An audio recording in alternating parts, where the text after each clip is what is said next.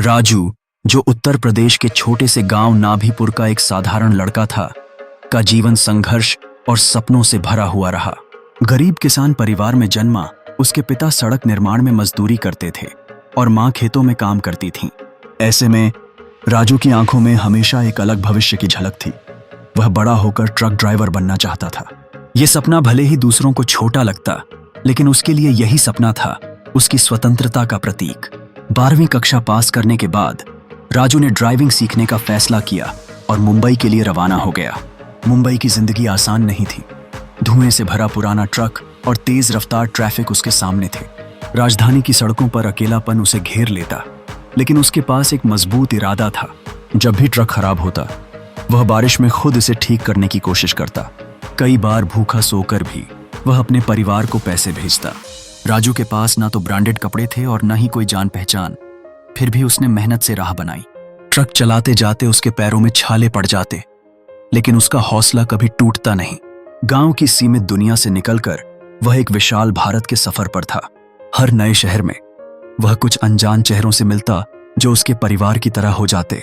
हालांकि अपने गांव और अपने लोगों से दूर रहने की पीड़ा उसके दिल में हमेशा रहती। राजू ने पुरानी कठिनाइयों को पार करते हुए अपनी मेहनत के साथ अपने छोटे भाई की शादी करवाई, मां के लिए दवाई खरीदी और गांव के बच्चों के लिए स्कूल बैग भी भेजे। उसने खुद की जरूरतों को कभी बड़ी अहमियत नहीं दी। राजू अपनी सीमित आय में भी संतुष्ट था, क्योंकि वह खुद को कर्तव्य परायण बेटा मानता था। गांव की एक लड़की सीमा के प्रति उसका साइलेंट प्यार था, लेकिन राजू सोचता रहा कि जब तक वह सफल नहीं हो जाएगा, तब तक प्यार का दायित्व नहीं निभा सकता। आखिरकार वर्षों की मेहनत के बाद राजू ने एक सेकंड हैंड ट्रक खरीदा और उसे प्यार से रंग दिया। उसका सपना अब साकार हो गया था। राजू ने सिर्फ खुद ही नहीं, बल्कि दूसरों को भी ड्राइविंग सिखाने का फैसला किया। उसने गांव में एक छोटा सा ड्राइविंग स्कूल शुरू किया, जहां गरीब युवाओं को मुफ्त में ड्राइविंग सिखाता था। उसका उद्देश्य था कि कोई और राजू न बने और किसी को उतने आंसू न बहाने पड़े। आज राजू सिर्फ एक ट्रक ड्राइवर नहीं रहा, बल्कि एक मिसाल बन चुका था। उसका ट्रक लुधियाना, कोलकाता और बेंगलोर की सड़कों पर दौड़ता था।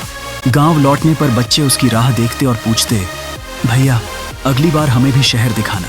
ये एक दिन सीमा उससे मिलने आई और कहा, अब और इंतजार नहीं कर सकती। राजू ने पहली बार दिल से मुस्कुराते हुए कहा, अब मेरे पास सब कुछ है, ट्रक, सपना और तू। राजू अब अपने गांव की पहचान बन चुका था और उसका सपना अब पूरे गांव का सपना बन गया था।